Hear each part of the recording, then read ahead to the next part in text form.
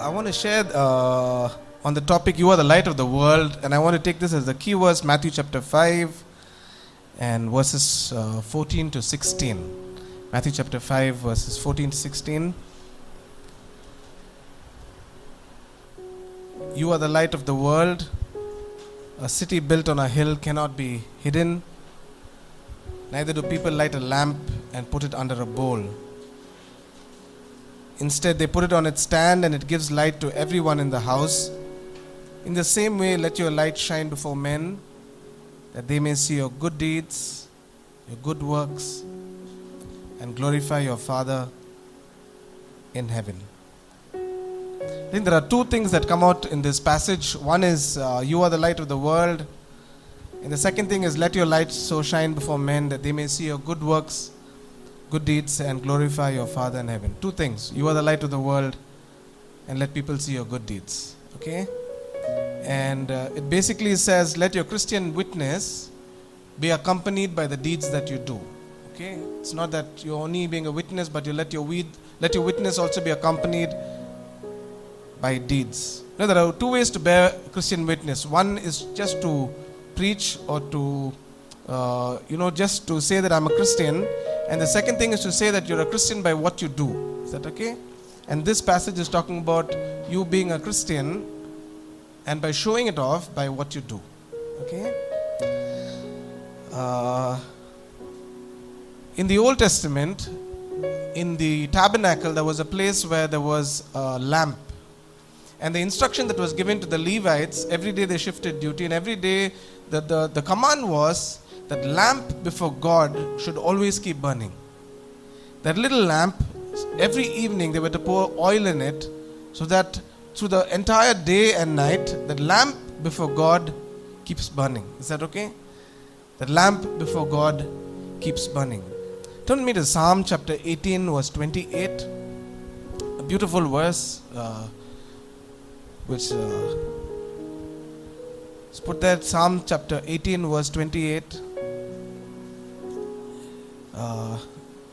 The psalmist turns it around and he says, you, Lord, keep my lamp burning, my God who turns my darkness into light. You, Lord, keep my lamp burning. You know, as little children we sing that song. What is that song? This little light of mine, I'm going to let it shine. Let it shine, let it shine. I want that Satan who put off this little light of mine, I'm going to let it shine. I'm going to let it shine in the sense that let it shine, let the light in me shine. But this verse here in Psalm 18:28 says, Lord, it is you who keep my lamp burning. I don't do it, but it is you who keep that lamp. You know? From the Old Testament to the New Testament, there was such a shift from God dwelling in the tabernacle, God dwelling in that temple. In the New Testament, where God says that we are the temple of God. You know, in the Old Testament, the temple, there were a lot of restrictions to the temple. Who entered in, who had privilege of access, what was the surrounding place of the temple supposed to be? It's supposed to be clean. There was a lot of things about the temple, because when God dwelt in that temple, there was supposed to be a dignity for that temple. Is that okay? And in the same way, in the New Testament, when the Bible talks about us as being the temple of God, where God's Spirit dwelt within us, again there was a dignity in the temple to have Him stay with us. You understand? So if we want God to stay in our lives, if we are the carriers of God, so to speak, that where we went, God would come with us, that our temple, the way we keep our temple is extremely, extremely important. Is that okay? You, O Lord, keep the lamp of my life, lamp of my heart, burning. Remember the time when Solomon offered up the sacrifices? He put all the sacrifices up, and then he called on the Lord, and the Lord sent fire down. Fire is attracted by a sacrifice. Fire is attracted by a sacrifice. When your life is out there as a sacrifice for Him, it attracts God's presence to come and work in us. Yeah? Fire, your sacrifice, attracts fire. And here Jesus says, you are the light of the world. not a humorous way. He was the light of the world. He has always been the light of the world. I like the way Jesus said, I am the light of the world. No man who trusts in me will be ever put to shame. Never. Never. You know, when John the Baptist came, John the Baptist talked about Jesus as a person who is the light coming into the world. John said, I'm not the light. I'm only a witness to the light. I'm just a pointer to tell people, hey, this is the light that is supposed to come. He said, okay, Jesus Christ was the light. But suddenly, Christ turns it around and then he looks at his disciples and he says, you are the light of the world. You are the light of the world. I believe when Jesus said, be the light of the world, he was definitely telling us to be people who would set the benchmark or the gold standards for everyday living. When he said, you are the light of the world, he was looking to us as people who would set the benchmark for everyday living. Everyday living in every area of your life, whether it was moral values, whether it was church, whether it was family, whether it was work, whether it was education, whether it was whatever, that we as God's people would set the benchmark for right living. Is that okay? When he said that you are the lights in a dark world, he was expecting us to set a standard for living. Jesus went on also to say that you are the salt of the earth, you know. So what does salt do? Salt does two things. One thing is adds flavor. Just a little bit of salt adds flavor. Salt is also a preservative. When there is a lot of salt, it prevents decay. A little salt does not prevent decay. Okay? A little salt is good for taste. But a lot of salt in the same place prevents decay or corruption or anything else. Is that okay? And I looked at this verse as when Jesus said, you are the light of the world. A city on a hill cannot be hidden. I think when he said a city on a hill, he was talking about a lot of lights. Okay? A lot of believers on a hill cannot be hidden. Because in a city, if you need to have a city on a hill, you need to have lot of lights. Can you imagine if you're driving down somewhere on the road and looking up on Ailagiri Hill or something like that and you see a lot of lights? I think that's what it talks about. It talks about a lot of believers living together. That's on a city on a hill. But the other one that he's talking about is a lamp that is lit and giving light to those in the house. It's talking about a much smaller area where there's a single lamp. Where there's a single lamp. You know, sometimes God calls us to be that single lamp in a dark place. And sometimes he calls us to be a large group of lamps like a city on a hill. Is that okay? Both ways God expects us. So the thing is, wherever we are, the important thing for us is to be that light, to be that salt, you know, wherever we are. Sometimes we are called to be the single lamp. I think of Daniel and Babylon that way. Peter was in Jerusalem, and there were so many other believers in Jerusalem with Peter. But for Daniel, and so to speak, even for Joseph, they were called to be the singular lamp in that dark place. You know, when there's a single lamp in a room where there's no light. Now imagine we live in a place where, you know, the generator comes on in 10 seconds. Sometimes I wish the generator just doesn't come on. I just like to enjoy the time when the current goes off. Even as little kids, I liked it when the current goes off and it wouldn't come for 2 hours. And you're just lighting a lamp on the dining table and that's it. It's so beautiful. You know? And sometimes we are called to be that single lamp. You know, when Daniel was there in Babylon, everybody recognized him as somebody in whom the spirit of the gods dwelt. In fact, the kings used to address him like that. They used to address him saying, I had a dream, but I hear that you are someone in whom the spirit of the gods dwell. Now tell me the answer to my dream. You know, sometimes in a dark place, even a little light is very, very, very evident. But sometimes when you live in a place where there are 1,000 lights, no, your little light sometimes doesn't shine as bright. And then there's a greater light and there's a lesser light and there's a contradiction between the lights. What you believe, what I believe, the doctrine, which church you come from, blah, blah, all of those things. Unnecessary, you know. Sometimes it's better to be a single light in a dark place.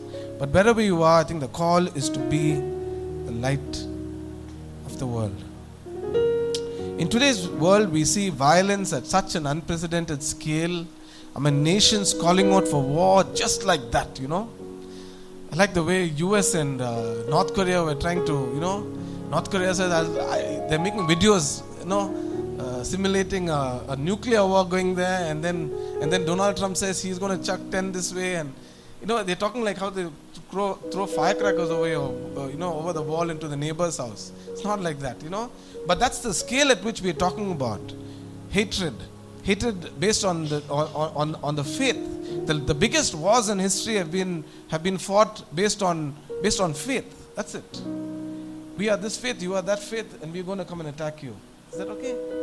And today we see corruption to a huge scale. Anytime any of the Indian, any corruption scandal happens, it runs nothing less than 2,000 crores. And I'm like, my God, taxpayers' money have been paying so much every month, and everything 2,000 crores. How do these guys walk away with stuff like that? There's nothing less than that. Everything starts at that. Nothing makes it to the newspaper headlines if it is less than that. You understand?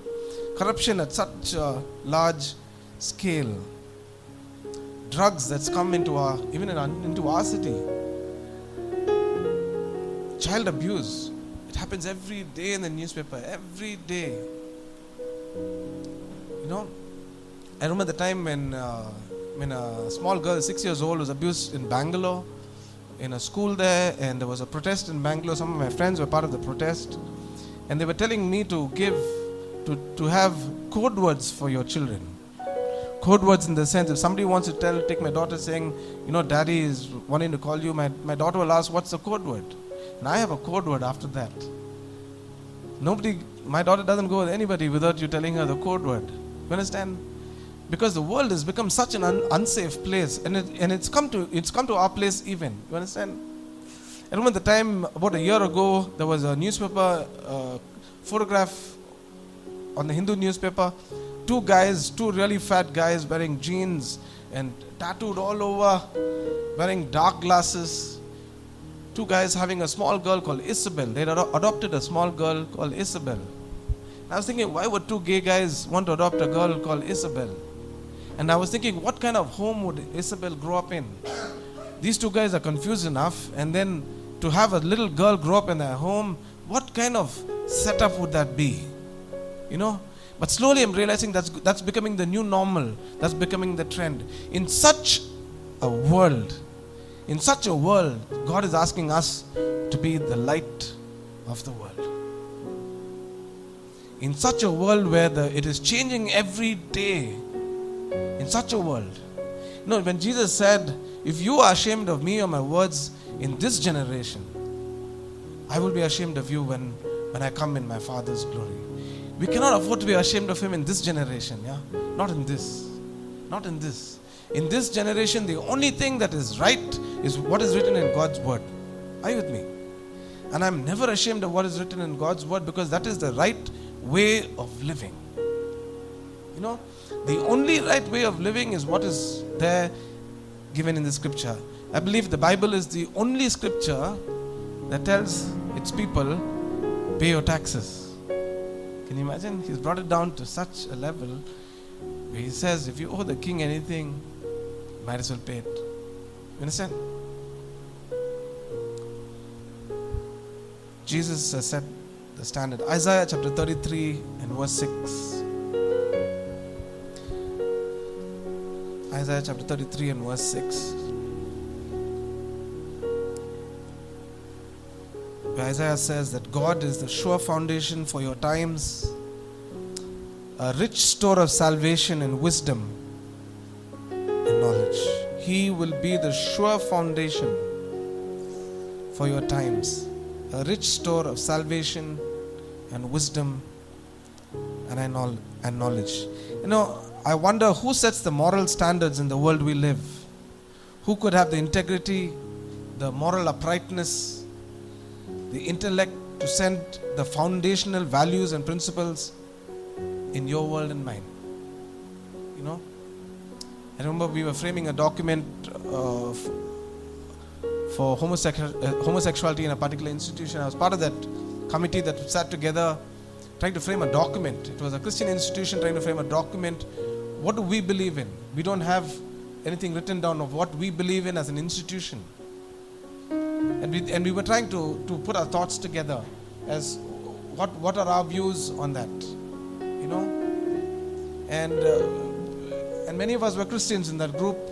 And one of the things that I was coming in with was perspective from the Bible. You know? I just wanted to put down biblical perspectives on what God says about homosexuality, whether it's acceptable or not acceptable. What kind of standing does God have? God has a standard. God has a standard, and I don't want to pull His standard down.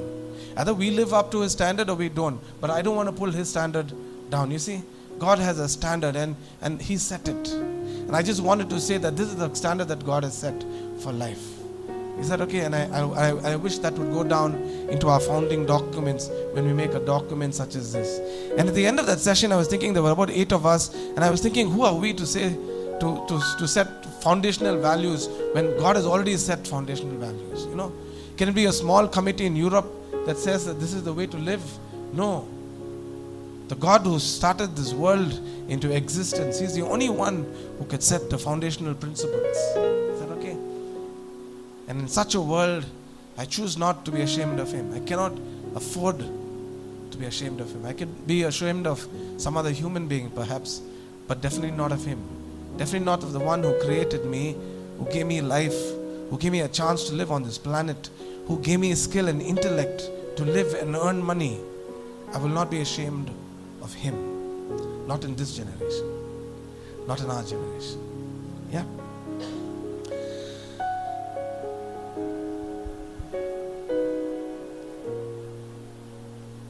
I like the way L.T. Jayachandran put it. He said the 10 Commandments described in the Bible are the best human rights documents ever. Okay? And all other human rights document evolved from this basically when it started. Okay? So when God said you shall not murder, God gave value for life. God gave sanctity for life. So when you value the person who's crossing on the road, you don't drive fast and expect him to jump off the road, you know. You slow down a little bit because there's value for life. Whether it's an old person or a young person, there's value for life. Even the life of the unborn. When God says you shall not murder, it was a sweeping statement that there's value for life everywhere. Even the life of an animal. Is that okay? You shall not murder. When God said you shall not steal, that was protection against theft of physical property, of intellectual property. It was against land grabbing, encroachments. It was protection of the rights of the poor. All of this came under the thing of you shall not steal. When God said you shall not commit adultery, it protected the marriage, it protected the family, it protected the rights of women, it protected them against rape or any other form of sexual harassment. It protected young children, even children as young as 6 months old or 2 years old, that we keep seeing in the news. When it said you shall not commit adultery, it protected them from abuse of any kind. When God said you shall not lie, it helped to keep up integrity in every situation. It helped one to be honest even in the most trying circumstances. It promotes integrity in business, in marriage, in research, even in paying your income tax. And God said, do not lie. Is that okay? So, I'm not going to the rest of the 10 Commandments, but the 10 Commandments was like a founding document for right living. Is that okay? And God had put it down, and it was a standard that He set. And I wish that we would rise up to that standard. Christ was the true light. He still is the true light. But as if to surprise us or perhaps even to commission us, Jesus said, you are the light of the world. You will be the light in the place I position you. And people will see that light. People will see your good deeds and glorify your Father in heaven. People will see your good deeds and glorify your Father in heaven. D.L. Moody once famously said like this. He said, of 100 men in a community, one may read the Bible. The other 99 read the life of a Christian. Your life may be the only gospel some people will ever read. Is that okay? Of 100 men in a community, one may read the Bible, the other 99 read the life of a Christian. You know, your life can be a bridge or a block to people entering the kingdom. Do you know that? When Jesus looked at the Pharisees, he told them, you guys, you want to enter in? You want to let others also to enter in. You understand? You want to enter in, you want to let others also enter in. Can you imagine if our life could be a bridge or a block? People would look at our life and say, hey, that's a lovely Christian life. Or people would look at us and say, man, I don't want to even go anywhere there. Understand? We can either be a bridge or we can be a block. You know, when Jesus raised Lazarus from the dead, the Bible says that many came just to see Lazarus. And because they saw Lazarus live, being raised up from the dead, they believed in Jesus. Is that okay? They saw the life that Lazarus lived, and so they chose to follow after Christ.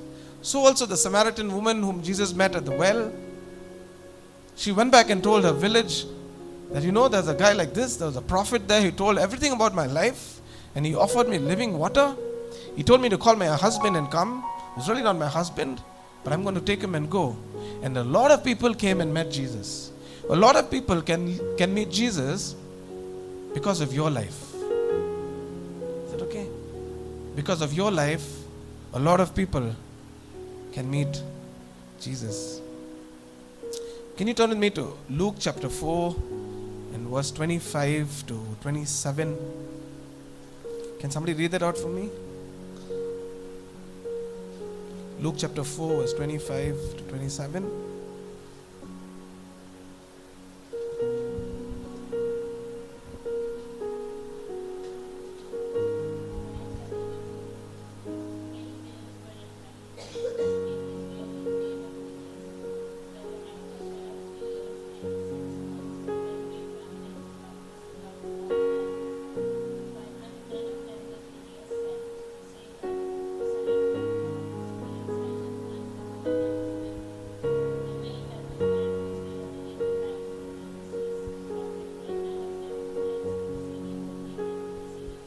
Okay, this passage, it says there were many widows in Israel, but Elijah was called to minister to none of them.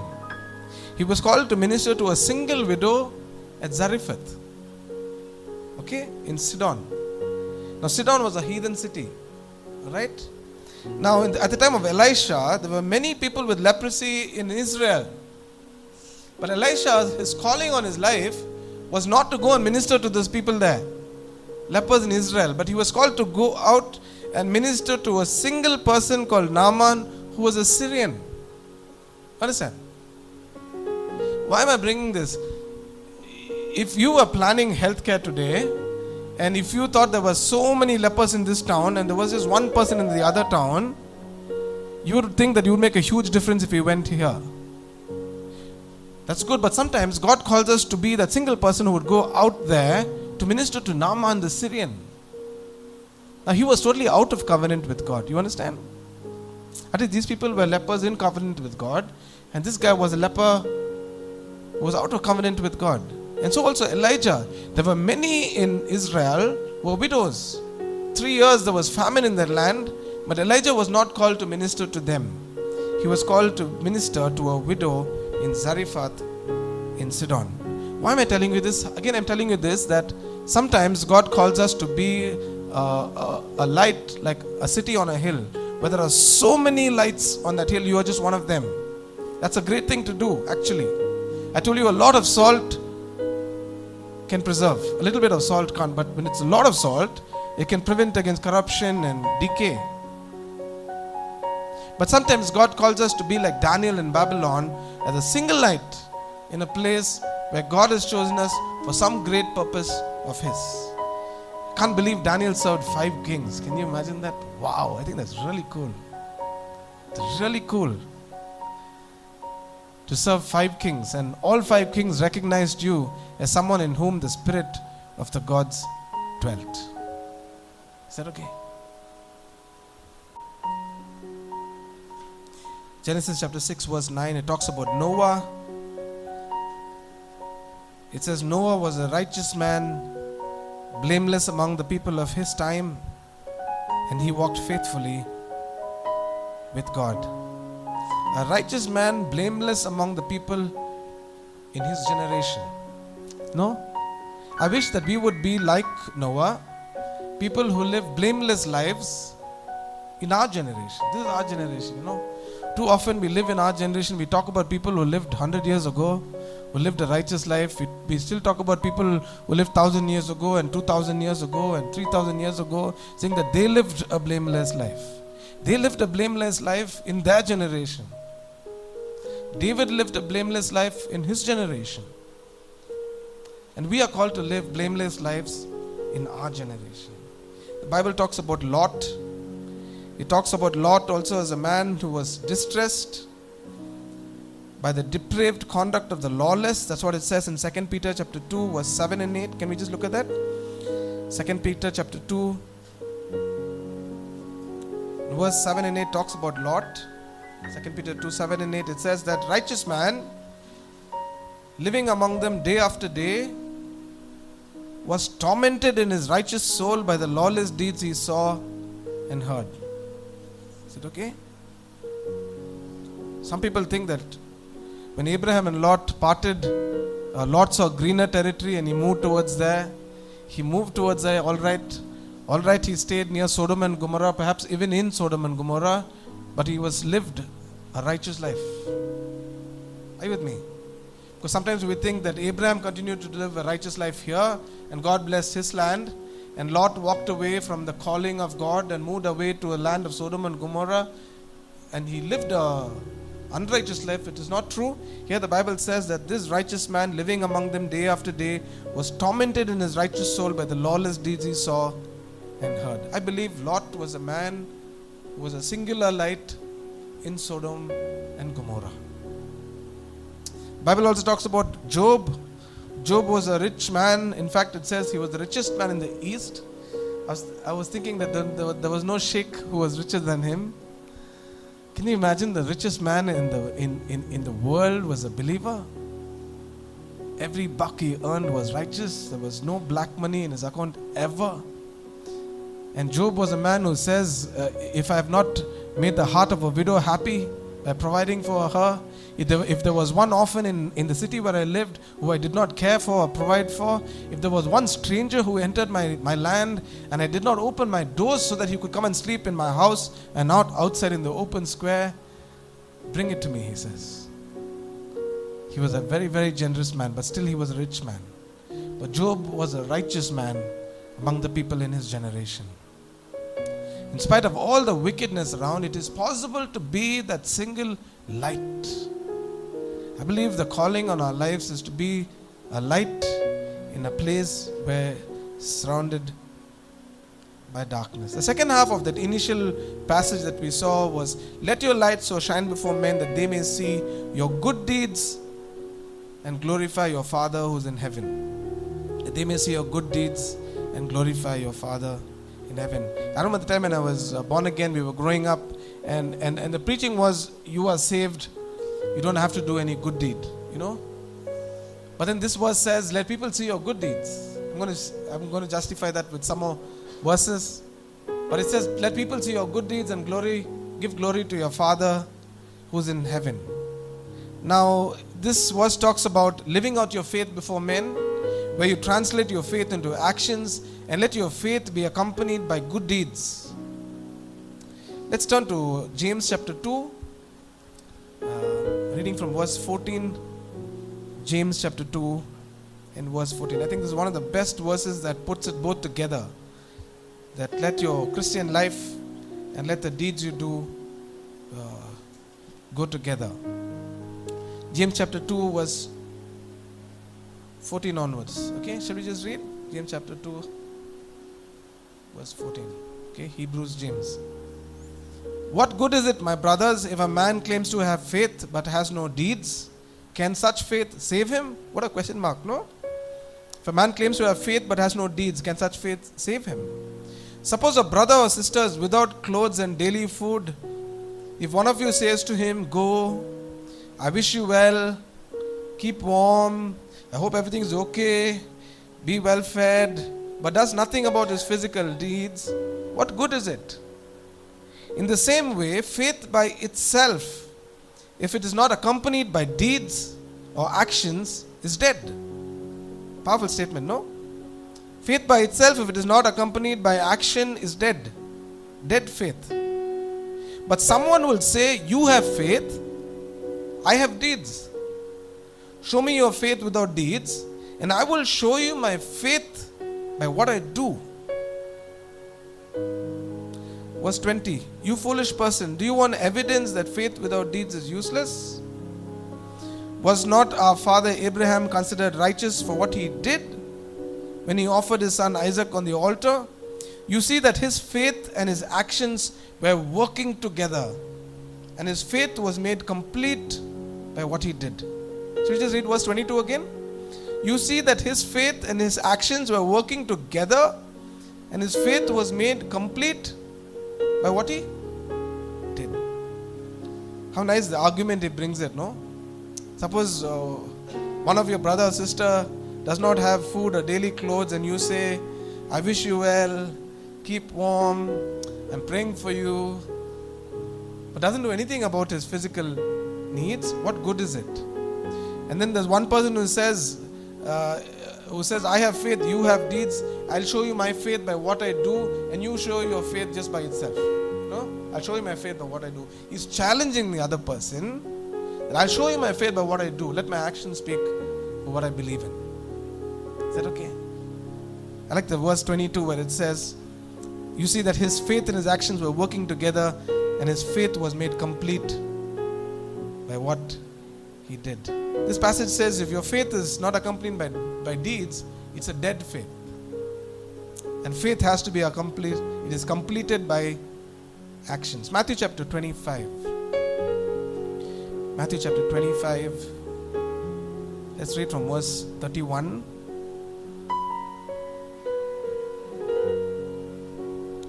Matthew chapter 25 verse 31 onwards. Jesus said, when the Son of Man comes in his glory and all the angels with him, he will sit on his glorious throne. All the nations will be gathered before him, and he will separate the people one from another, as a shepherd separates the sheep from the goats.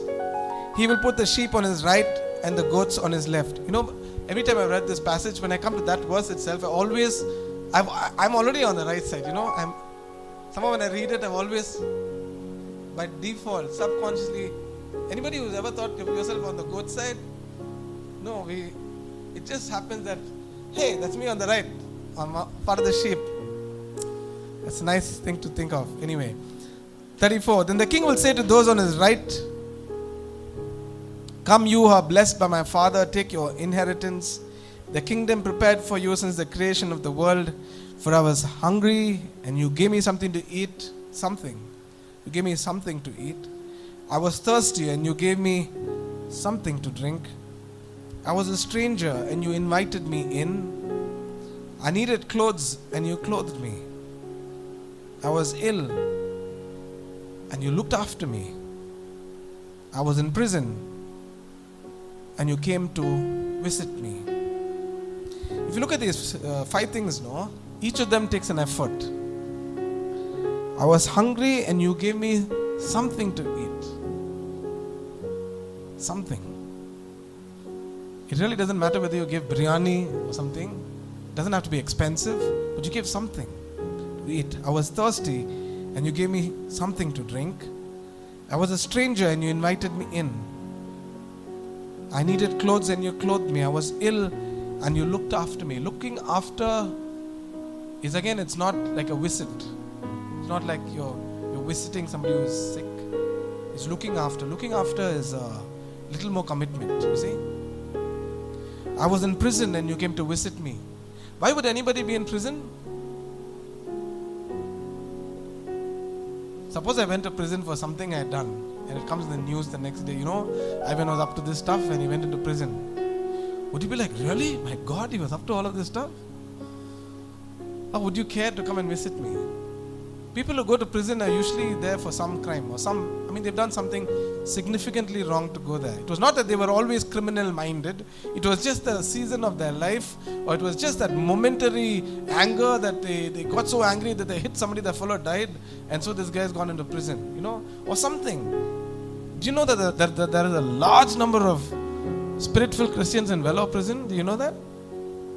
Have you heard about people leading for service on Sunday? There are people who have access to the prison. Sunday after Sunday they go. Is that okay? And they go lead a Tamil service. And the number of people who talk in tongues in that service is huge. Is that okay? The number of people who have got life imprisonment there, if they are told that there is a God who will forgive you, the law may not forgive you here. The law may put you in for the rest of your life. You may not see your wife and your kids hereafter. But there is a God who can forgive the sin that you did, the murder that you did, or the theft that you did. People usually accept it. They are so desperate. I cannot imagine anywhere else in the world where there can be people who could be so desperate for forgiveness. Like people in prison. They can be absolutely desperate. If somebody could give them a glimmer of hope, just hope, they would take it. And here Jesus says, I was in prison and you cared enough to visit me. If you had judged me, you wouldn't have come. But you cared enough to visit me. Then the righteous will answer him, Lord, when did we see you hungry and feed you, or thirsty and give you something to drink? When did we see you a stranger, invite you in, or needing clothes and clothe you? When did we see you ill or in prison or go to visit you? Then the king will reply, I tell you, whatever you did for one of the least of these brothers of mine or sisters of mine, you did it for me. Sometimes we would care to do for some big brother, famous preachers coming into your town. You may cook a good meal for them and host them in your house. But Jesus said, for whatever you did for the least of these brothers or sisters of mine, you've done it for me. Now, let me tell you something. Jesus is not making a theological statement about salvation by acts of kindness. That's not what he's saying. He's not saying we are saved by good works. We know that. Okay? I'm not treading on that area. But what he's really trying to say is that true faith shows. True faith shows. Faith is accompanied, or should be accompanied, by deeds. Mother Teresa was once asked, who is the greatest person living in the world today? You know what she said? Somebody in some corner of the world doing a small deed of kindness for someone else. That's the greatest person living. Somebody in some corner of the world doing a small deed of kindness for someone else. Faith accompanied by deeds. Turn with me to 1 John chapter 3.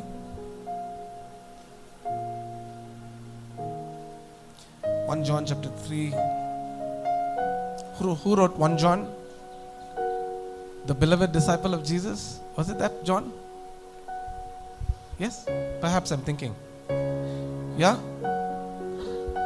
1 John chapter, the entire book of 1 John, 2 John, it talks about the love of God actually. I believe it was that John who was Jesus' beloved disciple who rises. He was the closest to Jesus. In 1 John chapter 3 verse 17-18 he says, if anyone has material possessions and sees a brother or sister in need but has no pity on them, how can the love of God be in that person? How? Dear children, let us not love with words or speech, but with actions and in truth. Dear children, let us not love with words or speech, but with actions and in truth. I think it was a couple of Valentine's days back, there was a huge poster in Vellore. Show your wife you care. Buy her platinum. Evidence. What is the evidence of your love? Here it says, let us not love with words or speech, but with actions and in truth. Let your love show by what you do. Elisabeth Elliot wrote a beautiful prayer in a book called A Lamp for My Feet. And she writes like this. She writes, Lord, break the chains that hold me to myself. Free me to be your happy slave, to be the happy foot washer of anyone today who needs his feet washed, his supper cooked, his faults overlooked, his work commended, his failure forgiven, his griefs consoled, or even his buttons sewed on. Let me not imagine that my love for you is very great if I am unwilling to do for a human something very small. Let me not imagine that my love for you is very great if I am unwilling to do for a human being something very small. I want to close with a story. It's called The Cab Driver. You may have heard this story before, but let me just read this out to you. Very beautiful story. 20 years ago, I drove a cab for a living. It was a cowboy's life, a life for someone who wanted no boss. What I didn't realize was that it was also a ministry. Because I drove the night shift, my cab became a moving confessional. Passengers climbed in, sat behind me in total anonymity, and told me about their lives. I encountered people whose lives amazed me, ennobled me, made me laugh, and made me cry. But none touched me more than a woman I picked up late one August night. I was responding to a call from a small brick quadruplex in a quiet part of town. I assumed I was being sent to pick up some partier or someone who had just had a fight with a lover, or a worker heading for an early shift at some factory in the industrial part of town. When I arrived, it was 2:30 a.m. The building was dark except for a single light in a ground floor window. Under these circumstances, most drivers would just honk once or twice, wait a minute, and then drive away. But I had seen too many impoverished people who depended on taxis as their only means of transportation. Unless a situation smelt of danger, I always went to the door. This passenger might be someone who needs my assistance, I reasoned to myself. So I walked to the door and I knocked. Just a minute, answered a frail elderly voice. I could hear something being dragged across the floor. After a long pause, the door opened. A small woman in her 80s stood before me. She was wearing a printed dress and a pillbox hat with a veil pinned on it, like somebody out of the 1940s movie. By her side was a small nylon suitcase. The apartment looked as if no one had lived in it for years. All the furniture was covered with sheets. There were no clocks on the wall, no utensils on the counters. In the corner was a small cardboard box filled with photographs and glassware. Would you carry my bag out to the car? She said. I took the suitcase to the cab and then returned to assist the woman. She took my arm and we walked slowly towards the cab. She kept thanking me for my kindness. Oh, it's nothing, I told her. I just treat my passengers the way I would have treated my mother. Oh, you're such a good boy, she said. When we got in the cab, she gave me an address and then asked, could you drive through downtown? It's not the shortest way, I answered quickly. Oh, I don't mind, she said. I'm in no hurry. I'm on my way to a hospice. I looked in the rearview mirror. Her eyes were glistening. I don't have any family left, she continued. And the doctor says I don't have very much long. I quietly reached over and shut off the meter. What route would you like me to take? I asked. And for the next 2 hours, we drove through the city. She showed me the building where she had once worked as an elevator operator. We drove through the neighborhood where she and her husband had lived when they were newlyweds. She had me pull up in front of a furniture warehouse that had once been a ballroom where she had gone dancing as a little girl. Sometimes she'd ask me to slow down in front of a particular building or corner, and she would just sit there staring into the darkness, saying nothing. As the first hint of sunrise was creasing across the horizon, she suddenly said, "I'm tired, let's go now." We drove in silence to the address she had given me. It was a low building, like a small convalescent home, with a driveway that passed under a portico. Two orderlies came out to the cab as soon as we pulled up. They were watching her every move. They must have been expecting her. I opened the trunk and took the small suitcase to the door. The woman was already seated in a wheelchair. "How much do I owe you?" she asked, reaching into her purse. "Oh, nothing," I said. "Oh, but you have to make a living," she answered. "There are other passengers," I responded. Almost without thinking, I bent and I gave her a hug. She held on to me tightly. "You gave an old woman a little moment of joy," she said. "Thank you." I squeezed her hand, then I walked into the dim morning light, and behind me a door shut. It was a sounding of perhaps the closing of a life. I didn't pick any more passengers that shift. I just drove aimlessly, lost in thought.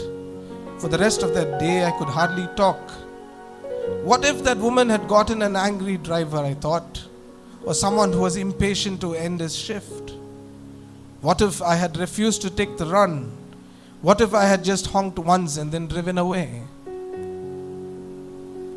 I don't think that I have done anything more important in my life.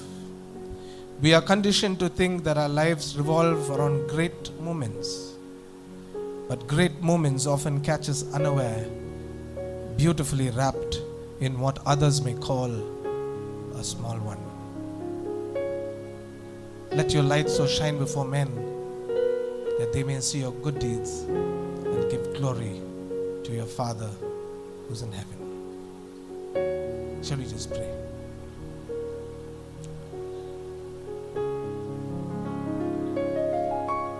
Dear Heavenly Father, thank you, Lord, for this moment, Lord. What a great God you are. What a great responsibility you've given us, Lord, to be lights in this dark world, to live up to your standards of life, to be witnesses that people would recognize the Spirit of God in us. I pray, O Lord, that our lives would be lived out, Lord, that our faith would show by the deeds that we do. I pray, O God, that you would move us, Lord, if need be, as a single source of light in a dark place, that we might still reflect you, that people would see you in us. So take us and use us, Lord, for your kingdom's sake, whether we are many or whether we are few. Use us, Lord, for the glory of your name. In Jesus' precious name I pray.